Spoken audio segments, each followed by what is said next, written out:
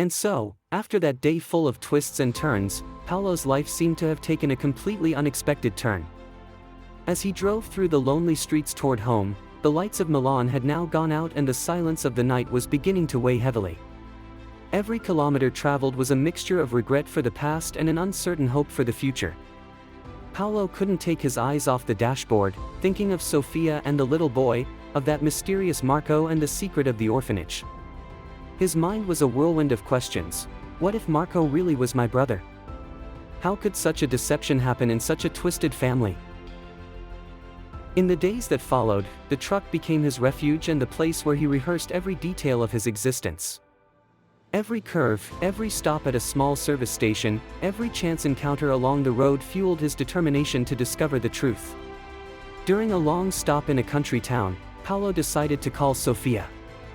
His voice, still shaking, betrayed his inner confusion. "Sofia, I don't know what to think," he said, searching for words to explain his turmoil. She, with surprising calm, replied, "Paolo, I understand that all this seems like a nightmare, but I believe that every secret, no matter how painful, must come to light. Maybe Marco wasn't just a shadow from the past, but a messenger who confronted us with truths we can no longer ignore." Those words sparked a spark of determination in Paolo. He decided to clarify, to dig into that past that he had always tried to forget. The first stop was the orphanage.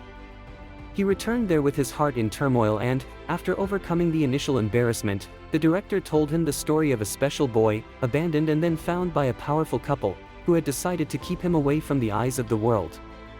Paolo listened to every word, imagining a child who shared his same gaze, his same dreams, and who, perhaps, had been separated from him too soon. "It was Marco, right?" asked Paolo, his voice broken with emotion.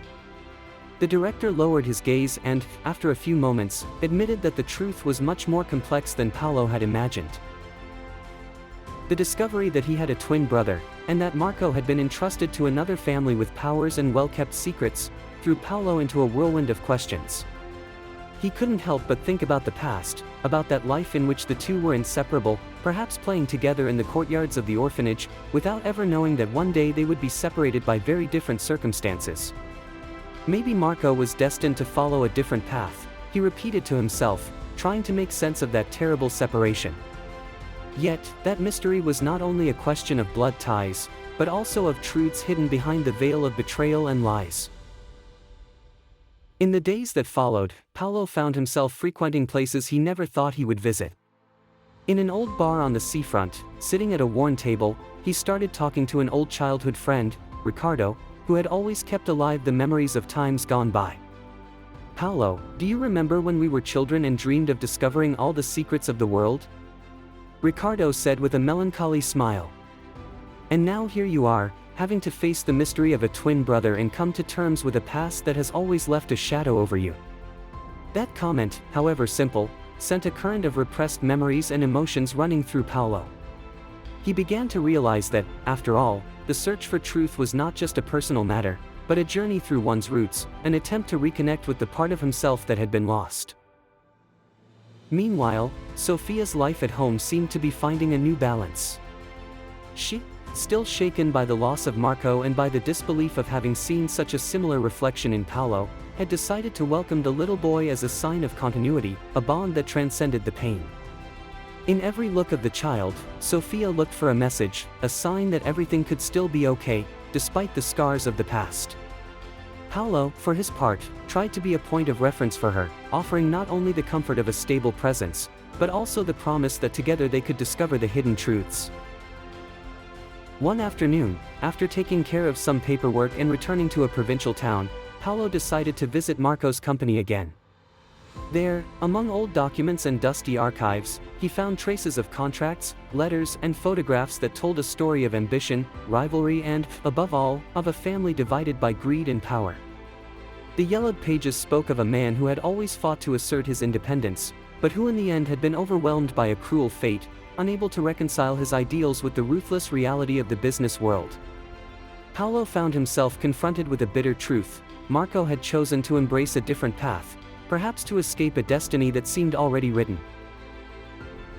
The photographs portrayed him as a young man, smiling, in the company of men who now seemed distant, almost unreal figures. In one of those images, an almost imperceptible writing on the back triggered a forgotten memory in him: always united, even when the world divides us. That phrase, so simple yet so profound, made him understand that the bond with Marco had never truly been broken, despite the events that had separated them. The confrontation with the past brought Paolo to a crossroads: continue chasing a mystery that seemed destined to torment him, or accept that some truths are too painful to be completely revealed. But the love for Sofia and for that little being, who now represented a hope for rebirth, made him understand that he could not give up.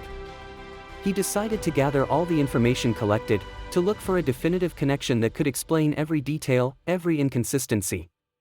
With the help of an old investigative journalist, who had followed with interest the events of the company and Marco's family, Paolo entered into a web of intrigue that involved not only the world of business, but also ancient ties of blood and friendship.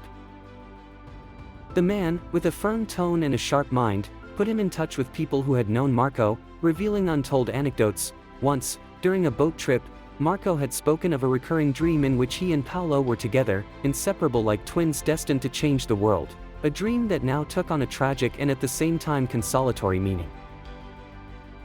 On a cold winter evening, as snow began to cover the streets and the city seemed to be asleep, Paolo received an anonymous letter.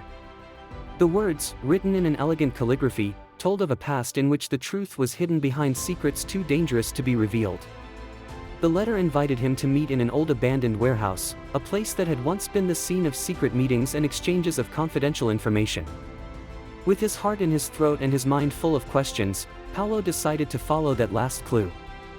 The meeting was brief and intense. A hooded figure handed him an old diary, a worn notebook that belonged to Marco. In those pages, written with disarming sincerity, Marco had confided his fears, his hopes, and above all his sense of guilt for not having been able to protect the one he loved. Each line was a piece of a mosaic that, little by little, reconstructed the true story of that divided family. The diary not only revealed the deep bond between the two brothers, but also shed new light on past events, bringing out responsibilities and secrets never imagined. Paolo, reading those words, felt a mixture of anger and compassion. Understanding Marco's pain also meant accepting that life is made of difficult and often painful choices.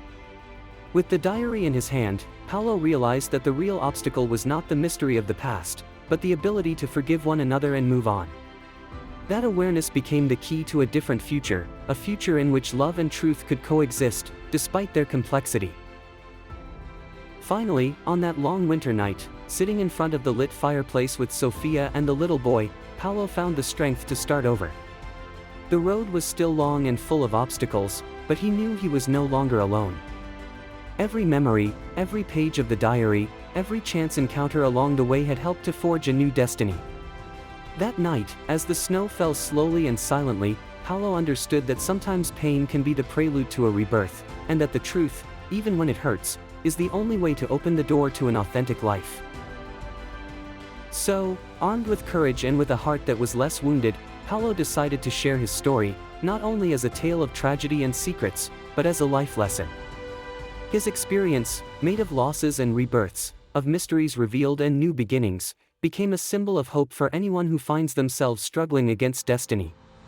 And as the lights of dawn began to color the sky, Paolo realized that, in the end, the real turning point in his life had not been the discovery of a secret, but the love he had learned to cultivate, that inner strength capable of transforming pain into a bridge to a better tomorrow.